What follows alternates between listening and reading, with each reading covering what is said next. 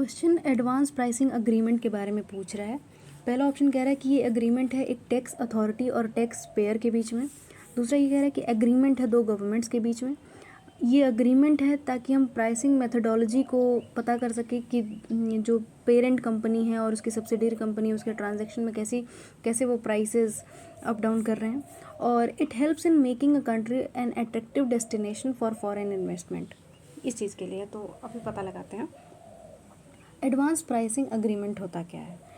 बहुत ही ज़्यादा disputed issue होता है टैक्सेशन रिलेटेड ये मल्टीनेशनल कंपनी में जो कि इंट्रा ग्रुप ट्रांजैक्शन करते हैं। इंट्रा ग्रुप ट्रांजैक्शन का मतलब हुआ कि सेम कंपनी के सब्सिडियरीज़ के बीच में ट्रांजैक्शन हो रहा है। जैसे कि मान लो कोई पेरेंट कंपनी है सुजुकी जापान और उसकी सब्सिडियरी कंपनी है मारुति सुजुकी इंडिया में, तो इनके बीच में जो भी ट्रांजैक्शन होगा उसे इंट्रा कंपनी ट्रांजैक्शन कहते हैं।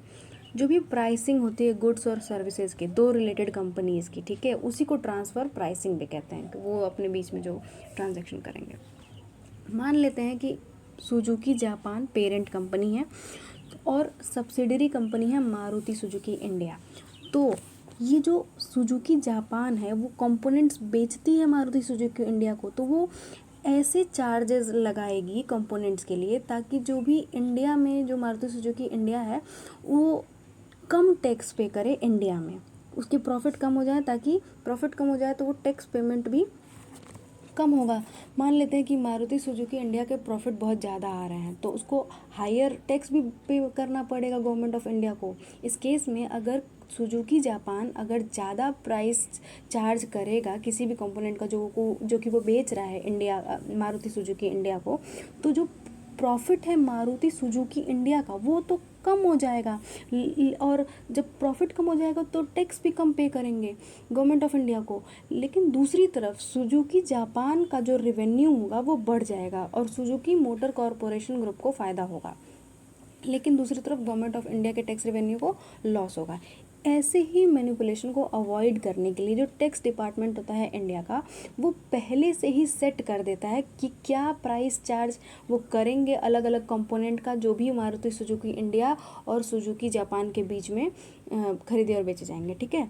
तो लेकिन जो भी ये प्राइस होता है ना वो आर्म्स लेंथ प्रिंसिपल पे होता है। आर्म्स लेंथ प्रिंसिपल का मतलब होता है मार्केट बेस्ड। जब भी आर्म्स लेंथ ट्रांजैक्शन होते हैं तो उसमें जो बिजनेसेस होते हैं वो बायर्स और सेलर्स के बीच में वो इंडिपेंडेंटली एक्ट करते हैं, कोई भी एक दूसरे को इन्फ्लुएंस नहीं कर सकता है। और इससे कि दोनों ही पार्टीज़ को एक एजर्शन मिलता है कि वो अपने सेल्फ इंटरेस्ट के लिए काम कर सकते हैं, एक दूसरे का कोई भी प्रेशर नहीं है। और इससे कोई भी मतलब भिड़ंत टाइप वाली चीज़ नहीं होती है बायर और सेलर के बीच में, ठीक है। तो जब शुरुआत होती है तभी ये जो प्राइसेस हैं उनको कांस्टेंट बना लिया जाता है कि यही प्राइसेस रहेंगे इंट्रा कंपनी ट्रांजैक्शन के लिए, मतलब सेम ग्रुप ऑफ कंपनीज़ के लिए। एडवांस में ही इसे मतलब डील कर लिया जाता है कि यही प्राइस रहेगा कितने सालों के लिए, मतलब 5 साल के लिए या फिर उससे भी ज़्यादा सालों के लिए ये लोग तय कर लेते हैं। तो यही जो प्राइस अग्रीमेंट है मारुति और इंडिया के टैक्स डिपार्टमेंट के बीच में उसे एडवांस प्राइसिंग अग्रीमेंट कहते हैं। तो ये अग्रीमेंट किसके बीच हो रहा है, मारुति कंपनी और इंडिया का टैक्स डिपार्टमेंट के बीच में हो रहा है, ना कि दो गवर्नमेंट के बीच में। इसमें जापानीज गवर्नमेंट का कोई लेना देना नहीं है। तो जो पहली स्टेटमेंट थी कि it is an agreement between a tax authority and a tax payer. Tax authority government of India हो गई, टैक्स डिपार्टमेंट हमारा, और टैक्स पेयर कौन हो गए, सुजुकी कंपनी वाले। तो ये पहला स्टेटमेंट सही हो जाएगा। दूसरा स्टेटमेंट कह रहा है it is an agreement between two governments, तो ये स्टेटमेंट गलत हो जाएगा क्योंकि इसमें सुजुकी गवर्नमेंट जापानीज गवर्नमेंट का कोई लेना देना नहीं है। तीसरा स्टेटमेंट कह रहा है it is an agreement to discover pricing methodology related between company transactions. तो ऑब्वियसली ये सारी चीज़ें प्राइसिंग मेथडोलॉजी के लिए ना कि कोई मैनिपुलेशन ना कर पाएँ, तो ये वाला स्टेटमेंट भी सही हो जाएगा। पहला और तीसरा सही हो गया। तो हमें पहला और तीसरा ए में दिख रहा है और डी में दिख रहा है। अब हमें सिर्फ फोर्थ वाला स्टेटमेंट चेक करना है। It helps in making a country an attractive destination for foreign investment. Obviously अब एडवांस प्राइसिंग अग्रीमेंट जो है वो कॉन्ट्रैक्ट होता है मल्टीपल ईयर्स के लिए, ठीक है, मतलब कई सालों के लिए होता है टैक्स पेयर के लिए, और कम से कम एक टैक्स अथॉरिटी तो रहती है जैसे कि गवर्नमेंट ऑफ इंडिया यहाँ पे है। तो जो भी कंपनी ट्रांजैक्शन रिलेटेड होता है उस चीज़ के लिए। तो ये जो प्रोग्राम्स हैं वो डिज़ाइन किए जाते हैं ताकि जो टैक्स पेयर हैं वो अपने आप से जो भी डिस्प्यूट है उसे रिजॉल्व कर सके, ठीक है, कोऑपरेटिव मैनर में।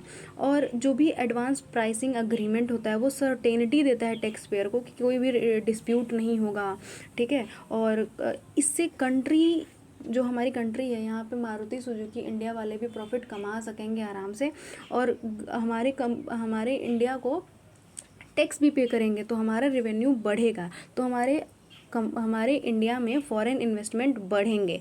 तो इससे क्या होता है कि जो टैक्स पेयर होते हैं और जो गवर्नमेंट होता है दोनों को ही फ़ायदा होता है, ये दोनों के लिए बाइंडिंग होता है, कोई भी इससे पीछे नहीं हट सकता है। और ये कंप्लेंट और लिटिगेशन कॉस्ट को भी कम करता है, कि मतलब ज़्यादा पहले से ही सब कुछ रिजॉल्व है तो ये कंप्लेन करने का मौका ही नहीं मिलेगा। तो ये जो तीसरा स्टेटमेंट है कि it helps in making a country an attractive destination for foreign investment, ये भी सही है क्योंकि हमें फ़ायदा होता है। तो 1, 3 and 4 only will be the correct option.